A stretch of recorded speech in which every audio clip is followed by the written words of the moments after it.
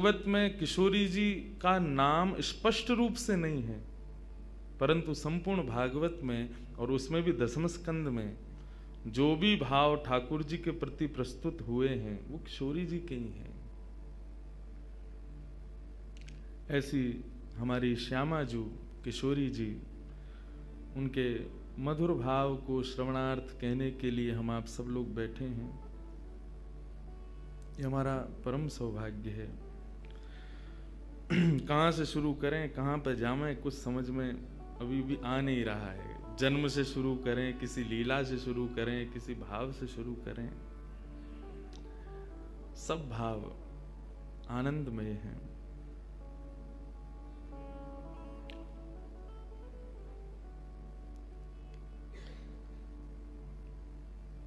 ठाकुर जी का ही प्रतिबिंब किशोरी जी के भाव में प्रकट हुआ है।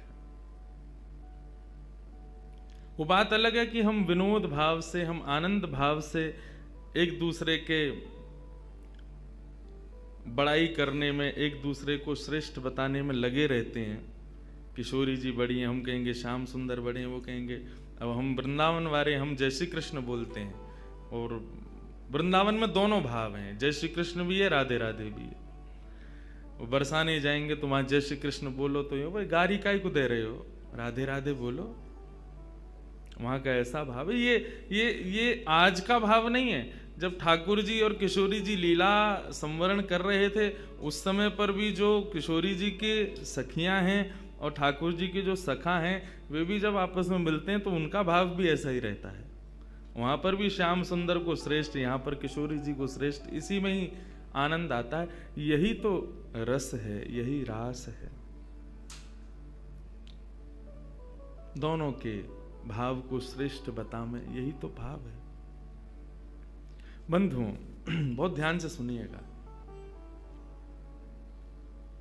भगवान का जब मोहिनी अवतार हुआ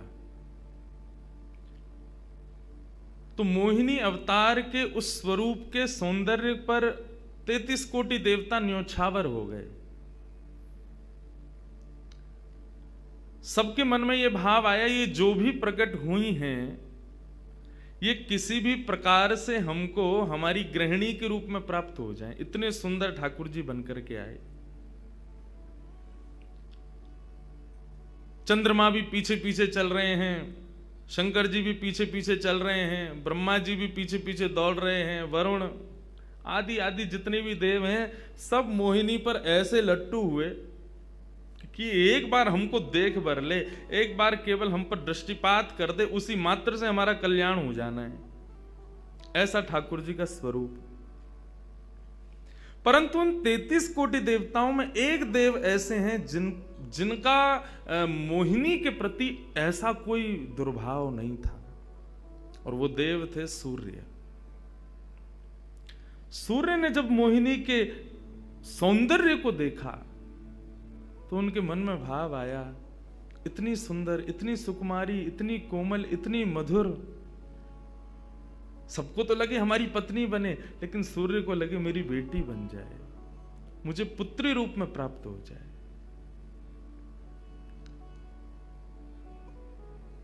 जब सूर्य के हृदय में यह भावना उत्पन्न हुई तो मोहिनी ने कटाक्ष नेत्रों से सूर्य की ओर देखा, बाकी किसी को देख ही नहीं रही है, और देख करके केवल ठाकुर जी ने उनको इशारा किया। बोले तो आपकी ऐसी इच्छा है? सूर्य बोले जी भगवान, मेरी बहुत अभिलाषा है कि आप पुत्री रूप में मेरे यहां पधारो। ठाकुर जी बोले इतना साधारण नहीं है हमको प्राप्त करना, पुत्र रूप में प्राप्त करना फिर भी साधारण होगा, लेकिन पुत्री भाव में ये तो असाधारण है, इसके लिए आपको तप करना पड़ेगा। सूर्य बोले मैं आज से ही तप करूंगा, लेकिन आप वचन दो मेरे यहां पधारोगे और इसी रूप में पधारोगे। मोहिनी ने कहा यदि मैं तुम्हारे भजन से प्रसन्न हुई, यदि तुम्हारी भक्ति में, तुम्हारे प्रेम में प्रबलता हुई, मोहिनी 33 कोटि देवताओं को मोहित करती है, लेकिन तुम्हारे भजन के प्रभाव से मैं जब तुम्हारे यहां अवतरित होंगी तो मोहिनी को भी मोहित करने वाला रूप धारण करके आऊंगी। मोहिनी जिसने तीनों लोगों को अपने रूप पर न्योछावर कर दिया, वो मोहिनी भी जिस रूप को देख करके मोहित हो जाए, वो रूप आएगा आपके यहां पर। वही सूर्य वृषभानु जी के रूप में प्रकट हुए हैं। और जब वृषभानु जी के रूप में प्रकट हुए, उससे पहले एक राजा के रूप में भी आए थे, तब भी इन्होंने तपस्या की थी, लेकिन ठाकुर जी नहीं पधारे। जब वृषभानु के रूप में प्रकट हुए तो इन्होंने ठाकुर जी का यजन करना बंद कर दिया, ब्रह्मा जी का यजन प्रारंभ किया, ब्रह्मा जी से प्रार्थना की।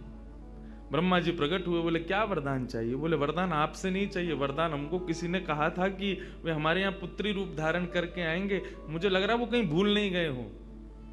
इसलिए ब्रह्मा जी आप बहुत करीब हो ठाकुर जी के, आप उनको जाकर के संकेत करो कि कोई आश में बैठा उनकी में। जब से मोहिनी स्वरूप देखा तब से हम पागल हुए फिर रहे हैं। 33 कोटि देवताओं के मन में यही आता है, कब प्रकट होंगी दोबारा? कृपा करो, आप प्रार्थना करो कि वो पधारें। ब्रह्मा जी बोले आपके भजन में इतनी सामर्थ्य है कि ठाकुर जी मना नहीं कर सकते। बोले तो फिर मुझे विश्वास के लिए कुछ तो कह करके जाओ। ब्रह्मा जी बोले मेरी जिम्मेवारी बन जाए, इसलिए चलो इस पर्वत के रूप में मैं विराज चाहता हूं। और बरसाना पर्वत के रूप में श्री ब्रह्मा जी विराज गए। ठाकुर जी आएंगे, मैं जिम्मेवारी लेता हूं, इसलिए मैं ही पर्वत बन के बैठा हूं। ब्रह्मा जी ने जाकर के प्रार्थना की। ठाकुर जी बोले मैं तो सच में ही भूल गया था कि मुझे जाना है। बोले भगवान वो बहुत प्रतीक्षा कर रहे हैं आपकी। वृषभानु जी का भजन कैसा बताया। वृषभानु जी की एक ही इच्छा है कि मेरे पास जो पुत्री रूप ठाकुर जी का आवे, ठाकुर जी मोहिनी बनकर के आए तो 33 कोटि देवताओं के हृदय में ठाकुर जी के प्रति वात्सल्य भाव प्रकट नहीं हुआ, प्रेम भाव प्रकट नहीं हुआ, कुछ और ही भाव था उन देवताओं का। वृषभानु जी कह रहे हैं कि मैं ऐसी पुत्री पाना चाहता हूं जिसको देख करके काम नष्ट हो जाए, काम का भी मर्दन हो जाए, सामने वाले के हृदय में एक दिव्य प्रेम प्रकट हो, निष्काम प्रेम, अनकंडीशनल लव किसे कहते हैं, इसका प्रसाद पूरी दुनिया को देने वाली ऐसी पुत्री मेरे घर पधारे। स्वार्थ सिद्ध प्रेम सब करना जानते हैं, लेकिन निस्वार्थ प्रेम किसे कहते हैं, वो ठाकुर जी का वो शक्ति स्वरूप ही सबको बता सकता है। ब्रह्मा जी की प्रार्थना हुई ठाकुर जी से। ठाकुर जी अपने वैकुंठ में विचरण कर रहे हैं, विचार कर रहे हैं कैसे करूं, नंद यशोदा के यहाँ भी जाना है, देवकी वसुदेव के यहाँ भी पुत्र बनना है, पहले से ही 4 मम्मी पापा हैं हमारे, अब ये 2 मम्मी पापा और कैसे बनाऊं, 6 माता पिता। तब ठाकुर जी विचरण कर रहे थे, तभी एक खंभ में मणि, उस मणि में ठाकुर जी ने अपना प्रतिबिंब देखा। ठाकुर जी अपना प्रतिबिंब नहीं देखते, क्यों? बहुत कम देखते हैं। जब श्रृंगार आरती होती लाल जी की तभी इनको प्रतिबिंब दिखाते हैं, और उस प्रतिबिंब में भी इतने इतराते हैं महाराज, उसमें भी स्वयं को देख करके खुश हो जाते हैं, वाह मैं कितना प्यारा लग रहा हूं। अपना प्रतिबिंब ठाकुर जी इसलिए नहीं देखते क्योंकि स्वयं ठाकुर जी मोहित हो जाते हैं खुद ही पर। जैसे ही ठाकुर जी ने स्वयं का प्रतिबिंब देखा, प्रतिबिंब देख के आगे बढ़े, लेकिन ठाकुर जी मन में विचार करने लगे मुझे सबके स्वभाव प्रिय हैं, लेकिन अपना यदि देखूं तो अपना प्रतिबिंब बहुत प्रिय है। जब स्वयं को देखता हूं प्रतिबिंब में तो ऐसा लगता है कि मानो जो सबको मोहित कर रहा है वो स्वयं को जब देखे तो खुद भी मोहित हो रहा है, क्योंकि प्रतिबिंब कभी झूठ नहीं बोलता। प्रतिबिंब का ये स्वभाव है, आप जैसे हो वैसा आपको दिखाता है। ठाकुर जी ने जब प्रतिबिंब देखा, अपने उस प्रतिबिंब स्वरूप को ठाकुर जी ने स्थिर कर दिया, और स्थिर करके अब तो ठाकुर जी लाए महाराज लक्ष्मी जी की पूरी पेटिका लेकर के आए श्रृंगार की, और अपने प्रतिबिंब स्वरूप को ही उन्होंने श्रृंगार करना प्रारंभ किया। किशोरी जी के श्रृंगार का इतना भाव बताते हैं, किशोरी जी की नथ बेसर ऐसी, किशोरी जी के कान के कुंडल ऐसे, किशोरी जी के पांव की महावर ऐसी, क्यों ना हो, क्योंकि श्याम सुंदर ने श्रृंगार किया है। किशोरी जी का जो स्वरूप है वो ठाकुर जी ने उसका श्रृंगार किया है। नारायण बैठे महाराज सिंहासन लगा करके अपने प्रतिबिंब का ही श्रृंगार कर रहे हैं। मोर पीछ हटाया, मुकुट उतार के दूर रखा, घुंघराले केशों को खोल दिया, नेत्रों में सुंदर सुंदर छोटा छोटा काजल लगाया, माथे पर एक सुंदर बिंदिया लगाई है, होठों पर निर्मल लालिमा लगाई है, गले में हार पहनाया, सर्वांगीण श्रृंगार किया और लक्ष्मी जी की चुनरी ला करके जैसे ही शीश पर से चढ़ा करके ठाकुर जी ने थोड़ा सा जो श्याम रंग है उसको जैसे ही गौरवर्ण किया, वैकुंठ के उस प्रतिबिंब में से मानो जैसे सूर्य चंद्र का एकाकार रूप प्रकट हो गया हो, इतना तेज पुंज प्रकट हो गया कि ठाकुर जी भी अपने नेत्रों को छुपाने लगे। थोड़ी देर नेत्रों को बंद करने के बाद जब बड़ी धीरे से ठाकुर जी ने जब अपने प्रतिबिंब की ओर देखा तो किशोरी जी का दिव्य स्वरूप वहां प्रकट हो गया।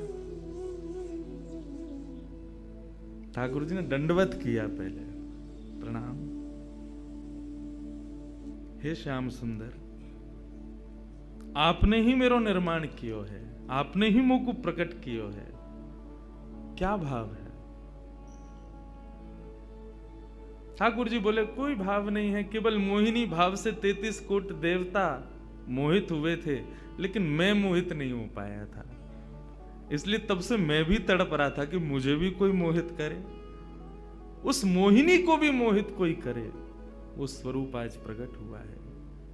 धर्म की स्थापना हुई, ज्ञान की स्थापना हुई, भक्ति की स्थापना हुई, वैराग्य की स्थापना हुई, लेकिन अंततो गत्वा इस संसार का सार जो प्रेम है उसकी स्थापना नहीं हुई है। उसके लिए आपका अवतार धारण करना अति आवश्यक है। आप मेरी शक्ति हैं, आप मेरी आत्मा हैं। पूरा विश्व और पूरे विश्व की दिव्य चेतना किसकी प्राप्ति के लिए दौड़ रही है कि आत्मा एक दिन परमात्मा में मिल जाएगी, लेकिन उस परमात्मा में आत्मा जो विद्यमान है वही तो किशोरी जी हैं। उस आत्मा की परमात्मा की जो आत्मा है वही तो श्री राधा जी हैं। लोग उनके रूप को नहीं समझ पाते। आजकल के यंगस्टर्स, आजकल के युवा उनको बहुत विचित्र रूप में दर्शन करते हैं कि कृष्ण राधा कौन है, बोले कि they are just like some love words. ऐसा नहीं है। आप उनको सीमित उस अवस्था में, और माफ कीजिएगा यदि किसी प्रवचनकर्ता की कथा सुनने के बाद भी आप उनको वहीं तक सीमित मान रहे हो ना, दोष आपको नहीं प्रवचन करने वाले को लगेगा कि तुम किशोरी जी के इसी रूप को स्थापित कर पाए। इसीलिए कथाओं में ज्यादा किशोरी जी का प्रसंग ना हम कहते हैं ना उसका स्पर्श करते हैं। स्पर्श करने पहले से भी 100 बार सोचते हैं। यहां आने से पहले भी मुझे कई आचार्यों ने संपर्क किया कि वहां आप किस विषय को लेकर के जाएंगे, आप गर्ग संहिता पर कहेंगे या किशोरी जी के किस भाव को वहां पर प्रस्तुत करने वाले हैं। मैंने कहा देखो, हम बस बोलेंगे जो निकल जाए मुंह से, जिसका जो भाव ठाकुर जी स्वीकार कर लें बस, लेकिन भाव ये रखेंगे ठाकुर जी विराज गए हैं कि कोई अनधिकारी इस भाव को सुनकर के अपने मन में कोई दुर्भाव ना प्रकट करे। ब्रजवासी बहुत डरते हैं किशोरी जी के भाव को कहने में, क्योंकि जब सामने वाले से प्रत्युत्तर के रूप में कुछ विलग ही सुनने को मिलता है तो बहुत कष्ट होता है हृदय को कि तुमने किशोरी जी को क्या समझा, वो क्या है और तुमने उनके किस रूप को जाना। वो ठाकुर जी का ही प्रतिबिंब स्वरूप है, ठाकुर जी का ही आत्मा स्वरूप है। और एक बात कहूं, प्रतिबिंब से और आत्मा से प्रेम किया जा सकता है, ब्याह नहीं किया जा सकता, क्योंकि प्रतिबिंब और आत्मा ये दोनों हमसे अलग नहीं है। ब्याह के लिए एक अलग व्यक्ति चाहिए, एक हमसे कोई अलग हो, हमसे कोई जुदा हो, 2 लोग चाहिए तब ब्याह संपन्न होता है। लेकिन कृष्ण और राधा, इन दोनों में भेद है ही नहीं। किशोरी जी और ठाकुर जी में कभी भी कदापि कोई भेद नहीं है। बल्कि लीलाएं अभी सुनेंगे हम लोग, कभी कभी ठाकुर जी जब किशोरी जी का रूप धारण करते हैं तो किशोरी जी से ज्यादा गोपियों को सुख देते हैं।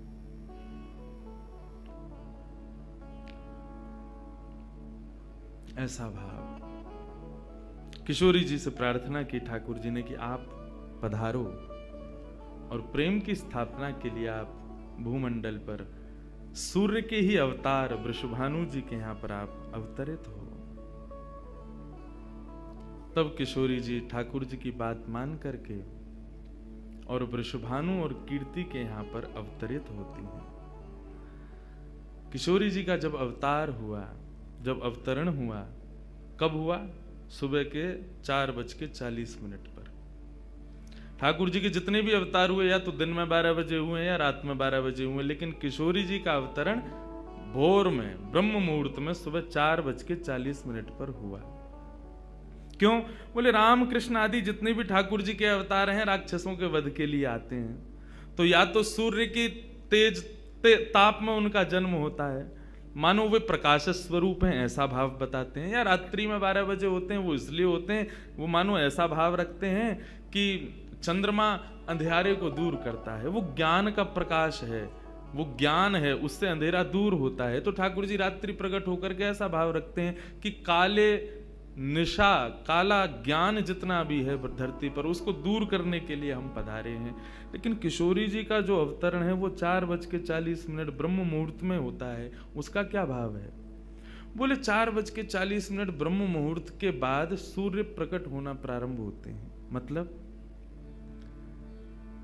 सारे मंगल कार्य ब्रह्म मुहूर्त में होते हैं। चिड़ियाओं का चहकना, कई पुष्पों का प्रकट हो जाना, मानव के मस्तिष्क में आज मुझे क्या करना है, वो दिव्य चेतना का प्रादुर्भाव होना, ये सब कुछ सुबह ब्रह्म मुहूर्त से प्रारंभ होता है। और सबसे बड़ी बात, सूर्य प्रकट होते हैं, धीरे धीरे धीरे धीरे अंधेरे को दूर करते हैं और धीरे धीरे धीरे गतिमान होते हैं 12 बजे तक।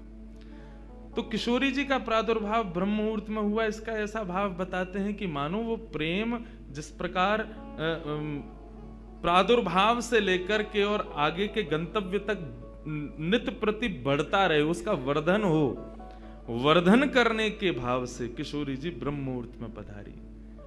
क्योंकि वर्धन होना ही एक नवीन दिन का ब्रह्म मुहूर्त से प्रारंभ होता है। ऐसे ही प्रेम का वर्धन, भक्ति का वर्धन, भाव का वर्धन, उन सब का वर्धन करने का प्रतीक है किशोरी जी, इसलिए ब्रह्म मुहूर्त में जन्मी है। किशोरी जी का प्रादुर्भाव हुआ, पूरे बरसाना में आनंद उत्सव मनाया गया, सब नाच रहे हैं, गा रहे हैं, आनंद मना रहे हैं। नंद बाबा भी आए, यशोदा जी भी आई हैं, उन्होंने भी आकर के वृषभानु जी को बधाई दी है, सब कुछ हुआ। लेकिन किशोरी जी के प्रादुर्भाव में एक वैचित्र था। क्या? दिन बीत गए 8, लेकिन किशोरी जी ने अभी तक नेत्र नहीं खोले। अभी तक किशोरी जी केवल एक छोटी सी बालिका हैं, एक सुकुमारी हैं, परंतु अभी तक किसी को भी किशोरी जी के नेत्रों का दर्शन नहीं हुआ। अभी तक किशोरी जी के नेत्र नहीं खुले हैं। इस बात से कभी कभी चिंतित हो जाते हैं वृषभानु जी और कीर्ति कि हमारी लाली है तो गई है, लेकिन पता ना क्यों अपने नेत्रन को नहीं खोल रही है। कभी कोई संत आ जाए, कोई वैष्णव आ जाए, कोई ब्राह्मण आ जाए, तो उनसे निवेदन करते हैं कि हमारी लाली नेत्र नहीं खोल रही। तब देवताओं ने नारद जी को भेजा, आप जाओ और जाकर के वृषभानु जी के इस मन के भाव को पूर्ण करके आओ, किशोरी जी के सुंदर नेत्रों का दर्शन उनको कराओ। तब श्री नारद जी महाराज का आगमन हुआ। नारद जी जैसे ही आए तो वृषभानु जी ने नारद जी को देखते ही सबसे पहले अपने पुत्र को बिठा दिया, श्री दामा से मिलो, हमारा लाला है। नारद जी उससे मिले, उसका सब देखने लगे। नारद जी मन में विचार कर रहे हैं कि ये उनसे कब मिलवाएंगे, किशोरी जी का दर्शन कब होगा। 2-3 दिन तक नारद जी विचरण करते रहे बरसाने में। वृषभानु जी का मन तो होता है कि मैं इनसे कुछ कहूं, कुछ पूछूं, थोड़ा किशोरी जी के बारे में, अपनी लाली के बारे में न कछु जानूं, लेकिन अभी वो भाव प्रकट नहीं हो रहा है। तब एक दिन एक छोटी सी बरसाने की लाली को जब नारद जी महाराज खिला रहे थे और उससे प्रेम चर्चा कर रहे थे, ये दृश्य जब वृषभानु जी ने देखा, उन्होंने तुरंत नारद जी के चरण पकड़े और कहा, हे भगवान, हमारी एक लाली भाई है, बहुत सुंदर है, सुकुमारी है, नन्ही सी है, अभी वाकु देख करके स्पर्श करवे में हूं, डर लगे कि कहीं हमारे स्पर्श से कोई कष्ट ना है जाए, या हमारे हम सबन को दर्शन भी ना करा में। लेकिन महात्मन आपसे पूछना चाह मैं, हमारी लाली नेत्र नाय खोल रही है, कहा भाव है? नारद जी तो तुरंत बोले, अरे तो तुमने इतने दिन से क्यों नहीं बताया? वो तो पहले से ही बैठे थे तैयार कि ये जल्दी बोले तो मैं जाऊं, जाकर के दर्शन करूं। बोले संकोच है रहे हो? बोले संकोच मत करो, अभी लेके चलो, कहां है तुम्हारी लाली, मुंह को बताओ। नारद जी महाराज जा रहे हैं वृषभानु भवन में, एक बेड़ी पार की, दूसरी बेड़ी पार की, तीसरी बेड़ी पार की। जैसे ही भीतर पहुंचे हैं, सुंदर सुगंधी भीतर से प्रकट हो रही है। सामने स्वर्ण जटित एक पालना है, और जैसे उस पालने में जाकर के नारद जी ने दर्शन किया, कमल कली को वृषभानु की लली को रंग, कैसा रंग है?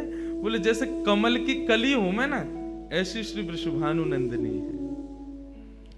नारद जी ने जैसे उनको दर्शन किए हुए आनंदित है गए, आनंदित है करके प्रणाम करने लगे। वृषभानु जी बोले, हमारी लाली नेत्र नाय खोल रही है, आप कृपा करो ना। नारद जी बोले, एक मंत्र पढ़ना पड़ेगा, कुछ करना पड़ेगा, तंत्र मंत्र करना पड़ेगा, तब आपकी लाली बोलेगी। वृषभानु जी बोले, देख लो, संभल के करियो, हमारी लाली बहुत कोमल है, वो ना स्पर्श नहीं करेंगे, दूर बैठ के करेंगे। वृषभानु जी बोले, तो करो। बोले आपको पहले बाहर जानो पड़े, वो एकांत में करेंगे। कीर्ति वृषभानु जी को देखें, बोले लाली को अकेला तो ना छोड़ेंगे? बोले नहीं बाबा, विश्वास पात्र है, हम कर सके। वृषभानु जी और कीर्ति दोनों जैसे ही बाहर पधारे, नारद जी ने गेट बंद कियो, तुरंत चरणन में प्रणाम कियो और प्रणाम करके सीधे सन्मुख बैठे हैं। हे कृष्ण मनोहारिणी जय वृंदावन प्रिया,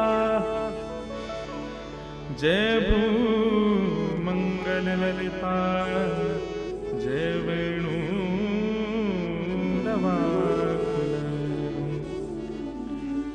जय कृष्ण मनोहारिणी जय वृंदावन प्रिय, जय भूमंगल ललिता, जय वेणु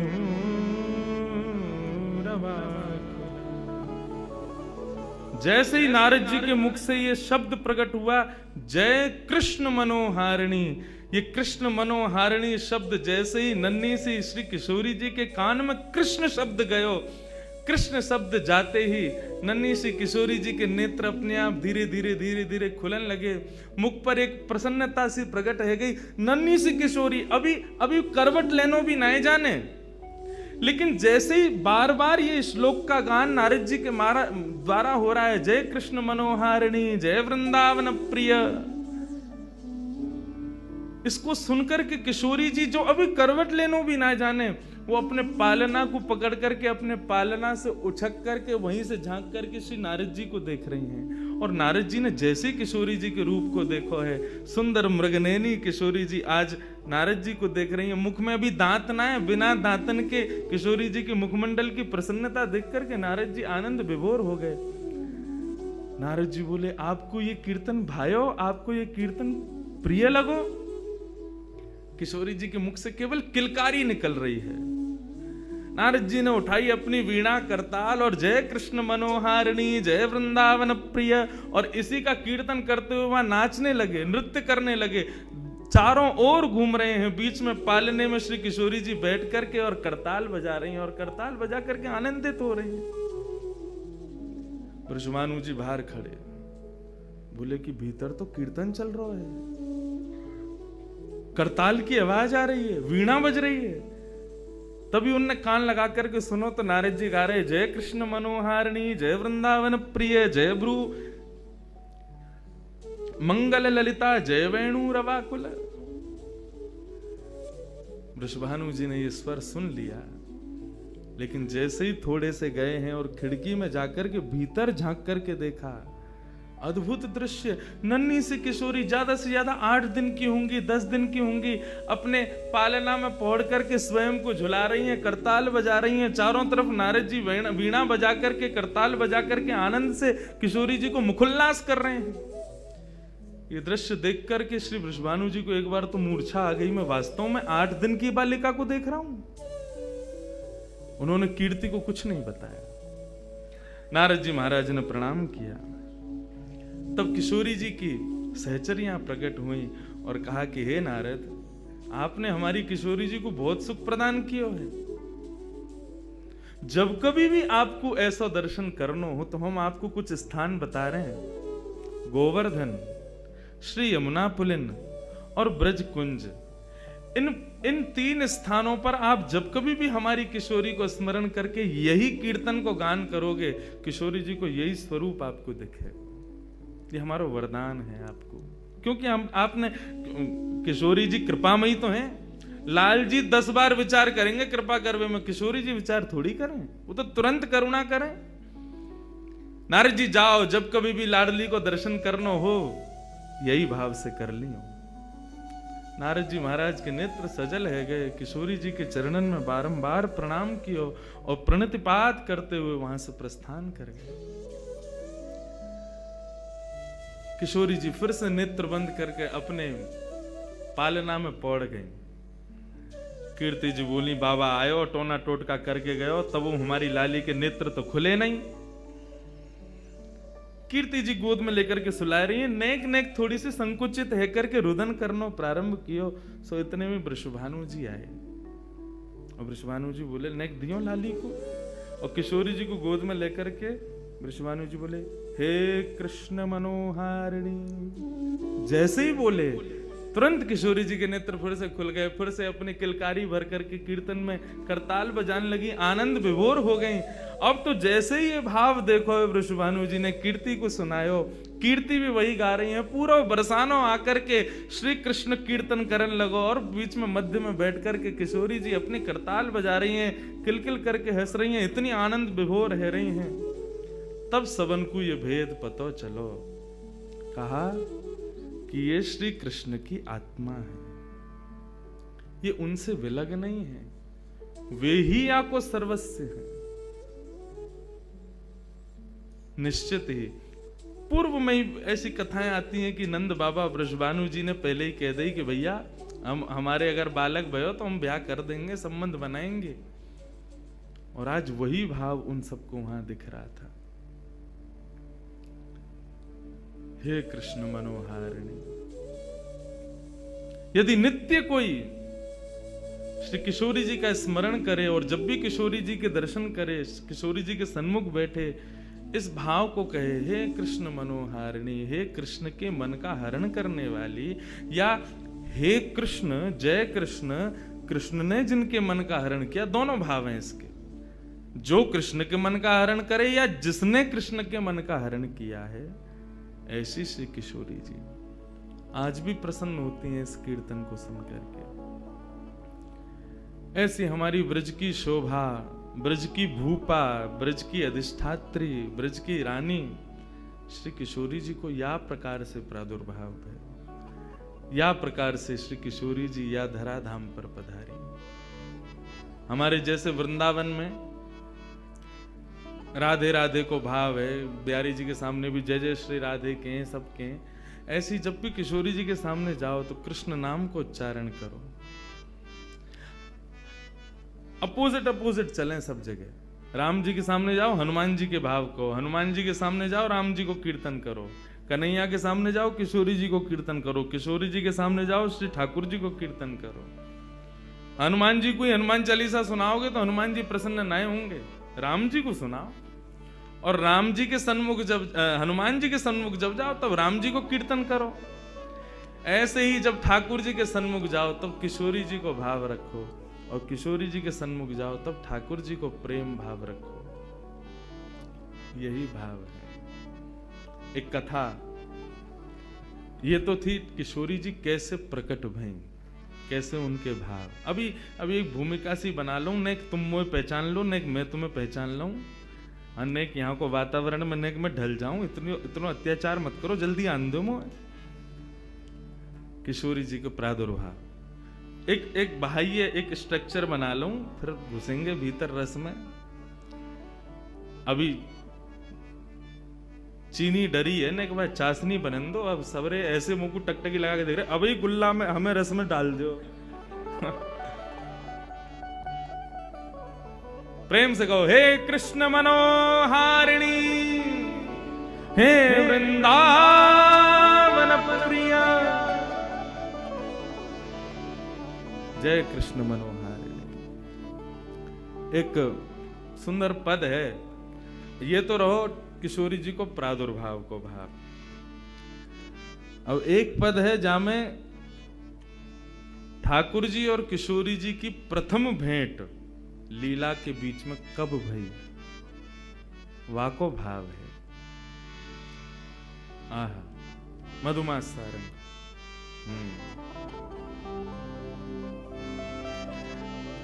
श्री सूरदास जी महाराज वर्णन कर रहे हैं किशोरी जी और ठाकुर जी को प्रथम मिलन कैसे भयो।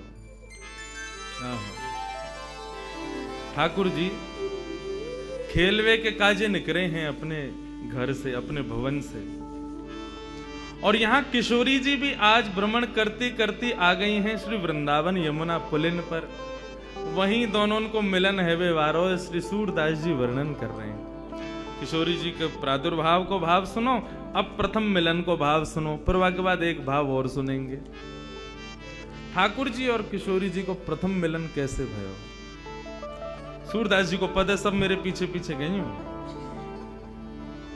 खेलत हरि निक से ब्रज खोरी, खेलत हरि निक से ब्रज खोरी, खेलत हरि निकले ब्रज खोरी, खेलत हरि निक से ब्रज खोरी, खेलत हरि निक से ब्रज खोरी, खेलत हरि निक से ब्रज खोरी। देखो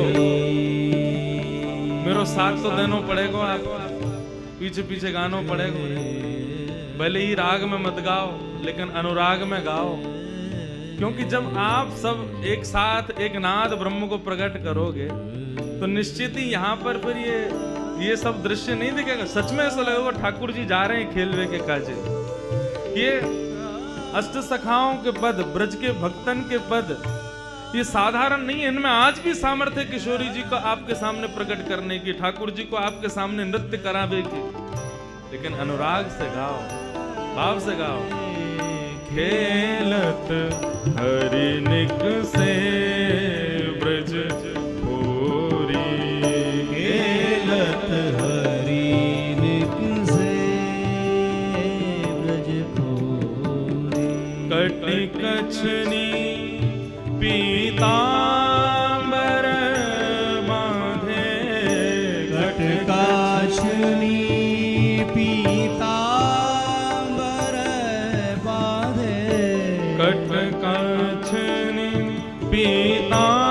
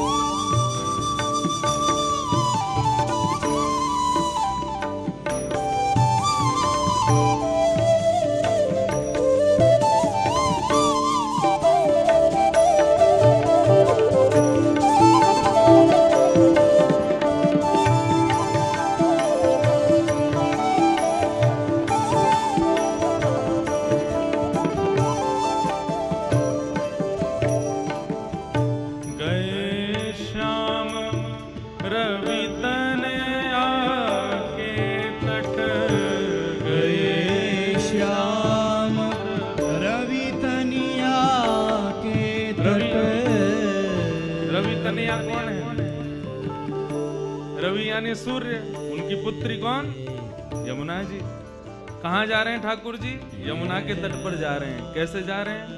गए श्याम रवि तनया के तट, गए श्याम रवि तनिया के तट, लसती चंदन की खोरी हो, लसत चंदन की खोरी, अंग लसत चंदन की खोरी, अंग लसत चंदन की खोरी, निक से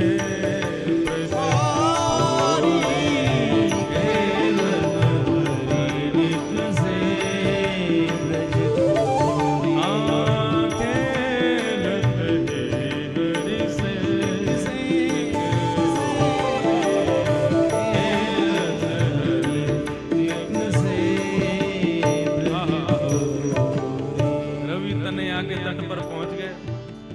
जैसे ही यमुना जी के तट पर पहुंचे श्याम सुंदर, इतने में ही उन्होंने एक सुकुमारी को देखा और सुकुमारी को देख करके कहा भयो, औचक ही देखी तहरा धार, औचक ही देखी तहरा धार। औचक ही कैसे मतलब ऐसे देख रहा हूं, ये कौन है? दूर से नन्हे से कन्हैया, नन्ही सी किशोरी जी। औचक ही देखी तहाँ श्याम, औचक ही देखी कैसी है? श्यामा, नयन विशाल चंदन की रोरी, नयन विशाल चंदन की, और नील वसन भरिया कट पहरे, नील वसन भरिया कटी पहरे। गौरांगी किशोरी जी ने कैसे वस्त्र पहने हैं? बोले नील कमल जैसे नीले वस्त्र पहने। दर्शन करो, नन्ही सी किशोरी जी है, नीले वस्त्र पहने। और क्या पहनो? लहंगा फरिया पहनो है किशोरी जी ने। और बैनी पीठ रुलती झकझोरी, बैनी पीठ रुलती झकझोरी, बैनी पीठ रुलती झकझोरी, खेल निक से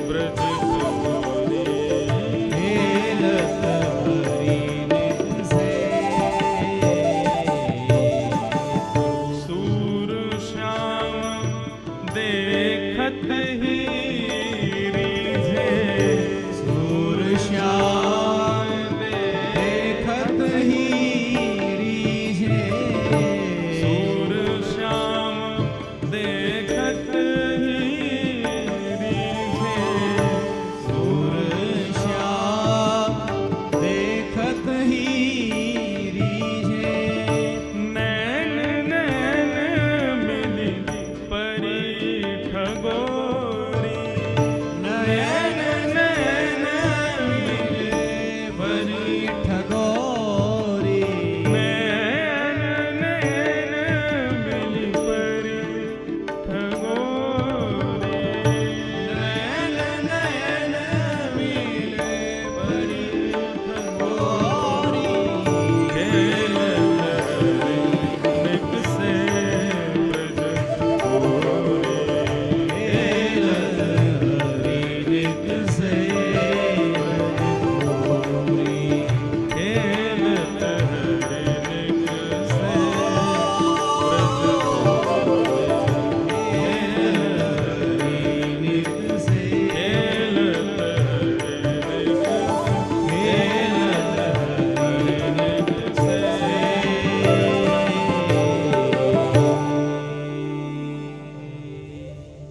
ठाकुर जी निकले आज खेलवे के काजे, और कैसे जा रहे हैं? सुंदर चंदन की बिंदी अपने पूरे अंग पे लगा रखी है, कटिकाचनी पहन करके हाथ में गेंद आदि रस्सी आदि लेकर के ठाकुर जी पहुंच गए नन्हे से कन्हैया। जैसे ही यमुना जी के तट पे पहुंचे तो यमुना के तट पे तो सुई देख ली उनने, नीलो नीलो सा कुछ चमक रहा है। सुई ऊपर से झांक करके देखने लगे कौन है, और जैसे ही वृषभानु नंदिनी ने अपने सुंदर सुकुमार नेत्रन से श्याम जी को निहारो है। आहा, शूर श्याम देखत ही रीझे, देखते ही रीझ गया। अरे नेक्सी सी छुरी कौन की है? नेक्सी सी लाली, खुद भी नेक्से सही है। कई बार छोटे छोटे बच्चे को धनवान व्यक्ति का लक्षण बताया कि धनवान कौन है, तो श्रीमद् भागवत के महात्म्य में स्वयं श्री नारद जी महाराज बहुत सुंदर बात कहते हैं। यदि उस बात को समझ लिया जाए तो यह पता चल जाए कि धनवान कौन है। हम लोग धनवान किसको मानते हैं? जिसके पास अति लक्ष्मी हो, अति धन हो, अति वैभव हो, उसको धनवान मानते हैं। लेकिन श्रीमद् भागवत की फिलॉसफी कुछ और कहती है। श्रीमद् भागवत कहती है, सकल भुवन मध्य निर्धनास्ते धन्या निवसत हृदयेषां श्रीहरेर्भक्ति रेखा प्रविशत हृदयेषां हरिरपि निजलोकं सर्वथा तो विहाय प्रविशत हृदयेषां भक्ति सूत्रोपनद्ध। बहुत सुंदर बात कहते हैं। क्या कह रहे हैं? बोले सकल भुवन मध्य निर्धनास्तेपि धन्या, सारे करोड़पतियों के बीच में रहने वाला वो निर्धन व्यक्ति उन करोड़पतियों से ज्यादा वैभवशाली है भगवान की नजरों में। कब? यदि उस निर्धन व्यक्ति के हृदय में भगवान की नाम का धन विद्यमान। बहुत ध्यान से सुनिएगा इस विषय को।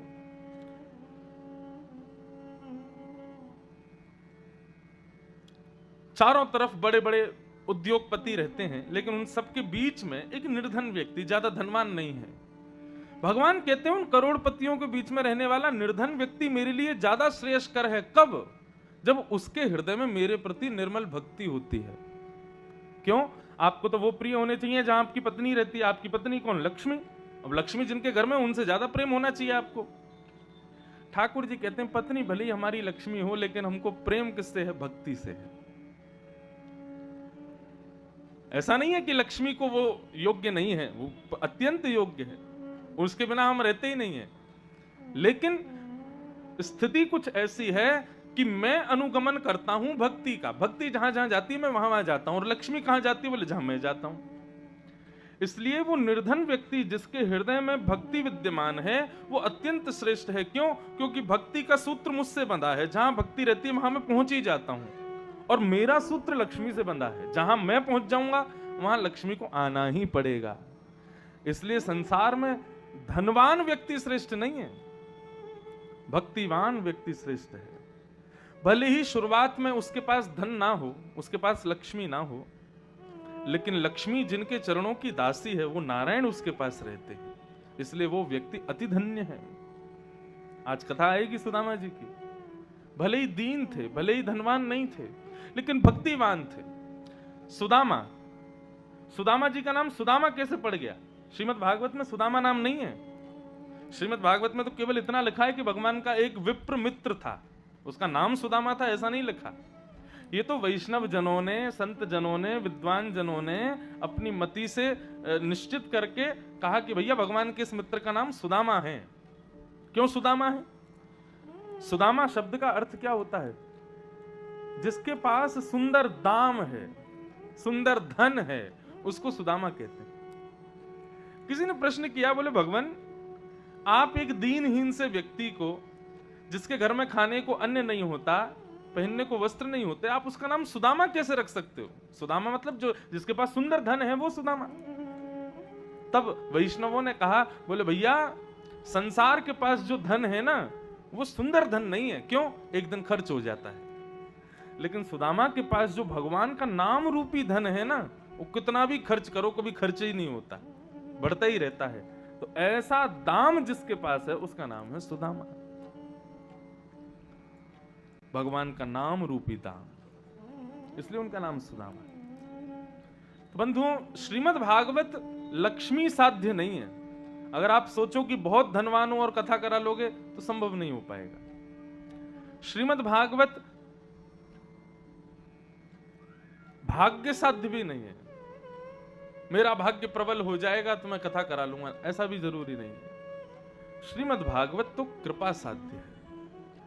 यदि कृपा हो जाए ना ठाकुर जी की, तो कथा प्राप्त होती है। सब लोग इधर देखो,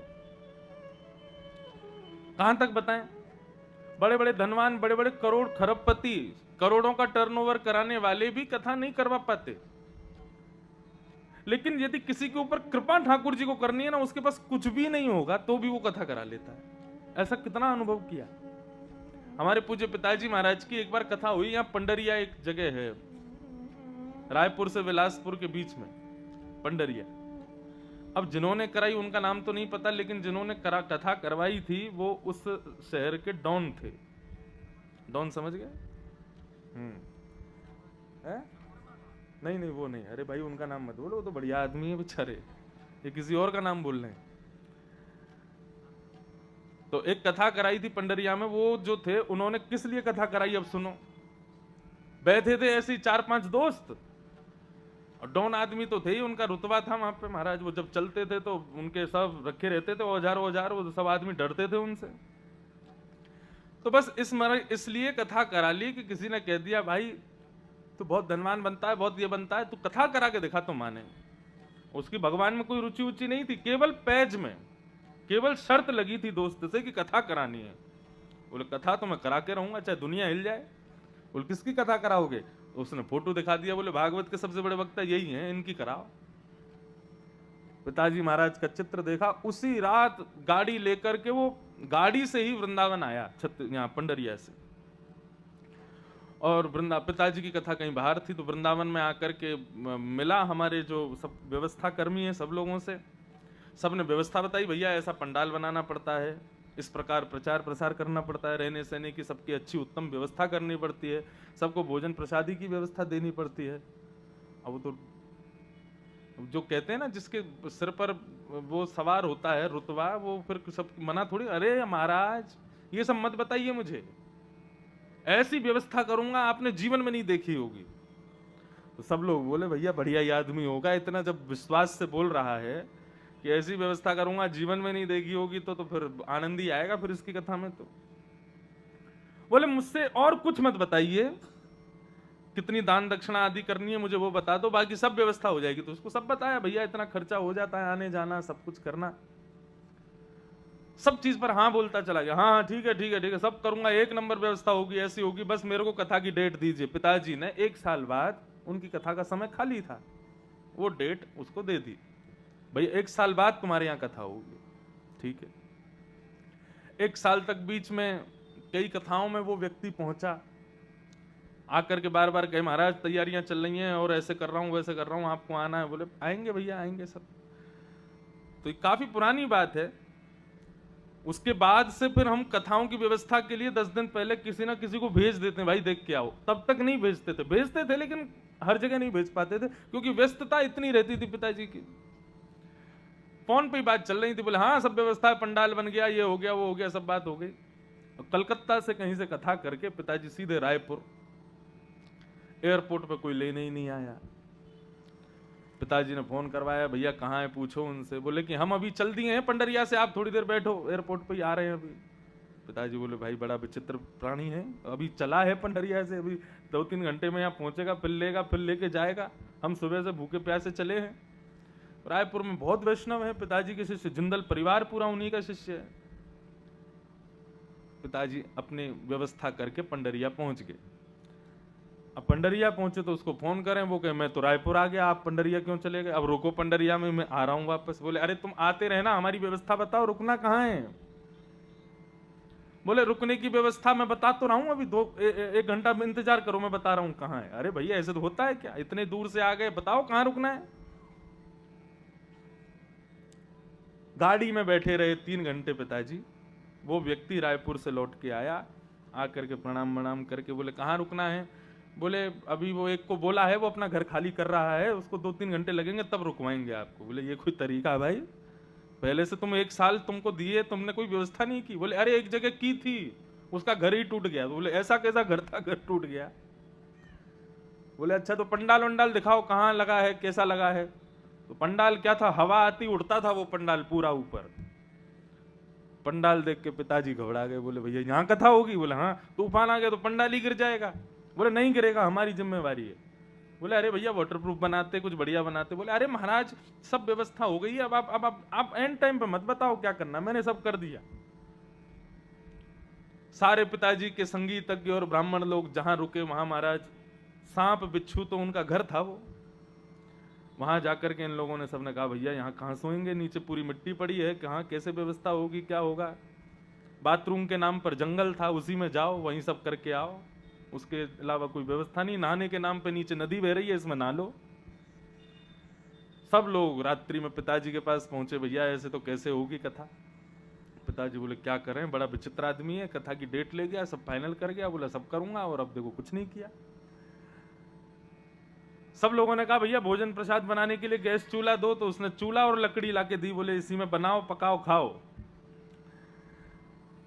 रात्रि में सबने भोजन किए, दूसरे दिन लकड़ी खत्म, तो उससे बोले भैया लकड़ी की व्यवस्था करवाओ, आज प्रसाद वरसाद पाके फिर कथा करनी है। तो बोले हाथ पैर दिए भगवान ने, इन्हीं को काट के जला दो, लकड़ी की क्या जरूरत है। अरे इतना भी नहीं कर सकते, जंगल में जाओ, लकड़ी काटो, ले आओ, अब सब ये व्यवस्था भी मैं करके दूंगा क्या। ऐसी स्थिति हो गई महाराज कि वहां बस सब रोने ही लगे। पिताजी ने कहा देखो भाई, सारे संगीतज्ञ, सारे ब्राह्मण लोग, सब लोग ट्रेन पकड़ो, अभी वापस जाओ। हमने इसको वचन दिया है, हम तो कथा सुना के आएंगे। अब चाहे ये गुंडा है, चाहे मवाली है, चाहे कोई भी है, कथा तो इसको दी है, यहां तक हमारी पोथी आ गई है, कथा तो अब होगी। और वही हुआ, सब वापस लौट गए। पिताजी अकेले कथा करके पूरी। बोले 7 दिन में यदि इसकी मति नहीं बदली कथा ने, तो हमारा नाम भी ठाकुर जी नहीं। 7 दिन उसको कथा श्रवण कराई। जिस अभिमान में था, जिस व्यसन में था, जिस दुर्गंध में था, हर चीज से निवृत्त हुआ। अंतिम दिन आकर के क्षमा मांगा, नेत्रों से अश्रुधार बहाने लगा, उसका पूरा जीवन परिवर्तित हो गया। और कथा उसके यहां हुई, और पिताजी सब करके फ्री में ही कथा करके गए। वो बात अलग है, बाद में फिर सबका पेमेंट वेमेंट करने के लिए उसने पंडाल वाले का भी नहीं दिया, वो भी पिताजी पे ही आ गया। बोले कि मेरा नहीं दे रहा, आप ही दो। पिताजी बोले भाई मैं तेरे को कहां से दूं, जिसने कथा करवाई उसके पास जाओ। लेकिन कुछ नहीं हुआ, तो फिर पिताजी ही बहुत कुछ वहां व्यवस्थाएं करके फिर लौट के आए।